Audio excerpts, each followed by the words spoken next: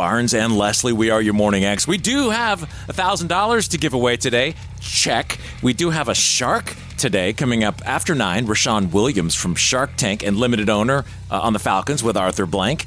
Check. And VIP for the Lumineers coming up this hour. We'll get you into that at the ticket window.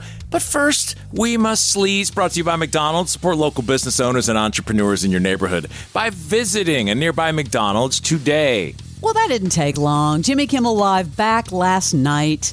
Although Sinclair has announced, that's a big conglomerate, that its 38 ABC affiliates will not air Jimmy Kimmel Live when it returns. A lot of celebs spoke out. Did you see that? Jennifer Aniston, Ben Affleck, over 400 celebrities signed a letter expressing that government retaliation against free speech is a threat to basic freedoms.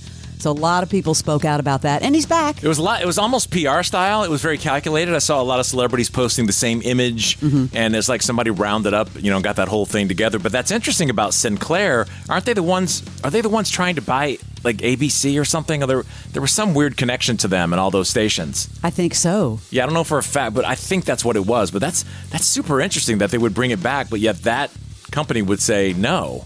What?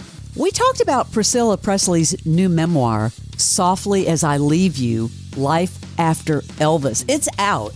And man, does it delve into some significant moments in her life following the death of course, her daughter, Lisa Marie Presley.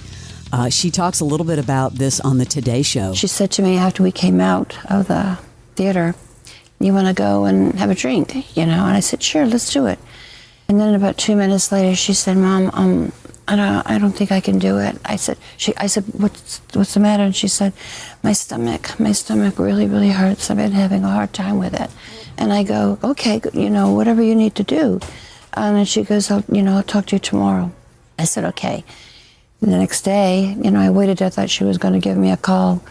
And then I get a call that Lisa, was in the hospital as we knew it. And, that she passed. She can barely speak. There's so much filler in her face, which is really trippy. But yeah, the whole fact that she's still trying to monetize Elvis is just strange. Well, just the fact that she had to remove Lisa Marie from life support. It's crazy. But, she did have a book out in 1985, Elvis and Me. So I guess this is the follow-up book? Okay, but that was at 85. It was still kind of, not fresh, but still, now we're 2025. Well, can I say that she speaks out about Michael Jackson? She said, quote, "I was appalled by the marriage. I asked her if they had a physical relationship, and she said, yeah, we did. And she wasn't sure if they had, a physical relationship." That they really did it? Because Michael don't like that, or what? And she asked, and she said, "I knew in my bones that Michael wasn't marrying Lisa Marie. He was marrying the Presley dynasty." Well, wait a second. Michael Jackson was a bigger dynasty than anybody. That's the Jackson dynasty. If anyone would have a case to say that's not true, it would be that one. She said Michael was a manipulative man, and I think he had his sights set on her long before she realized it. Okay. The childhood innocence he projected was part of his public mask. She said she talked about meeting him and it was really bizarre, and that at family events, she claims he opted to mingle with children rather than spend time with adults. Man, she's coming after Michael Jackson in this book. I would believe all this about Nicolas Cage, but Michael Jackson trying to get some cash? Okay. Well, look, we know all the allegations about Michael, so, maybe she has a point there, but to say she was appalled by the marriage, I'd never heard that before. I'm really liking all these docu-series, Barnes. Like, I know I've talked to you about AKA Charlie Sheen, but now there's one with Victoria Beckham. And come on, we got to see this, right? She opens up in this trailer, set to premiere October 9th. It's a 3-part series, just the evolution from the Spice Girls to becoming a fashion designer. People thought I was that miserable cow that never smiled. But I do. Don't be shocked.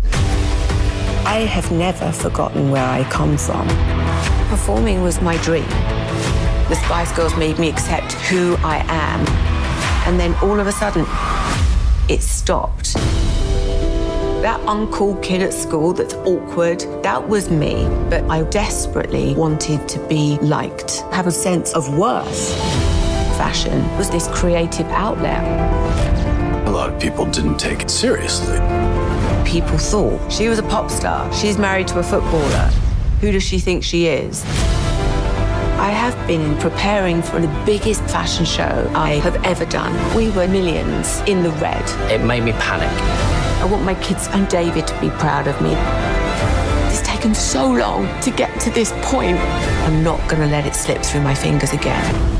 I don't know if that's for the boys. How about the dramatic music? Yeah, I did watch something that you highly recommended multiple times, and I'm not feeling it. Don't you tell me The Girlfriend. The Girlfriend. Wait. I watched the whole thing, and I was like, You watched the whole thing? The whole thing. Last night. You didn't like it? Nah.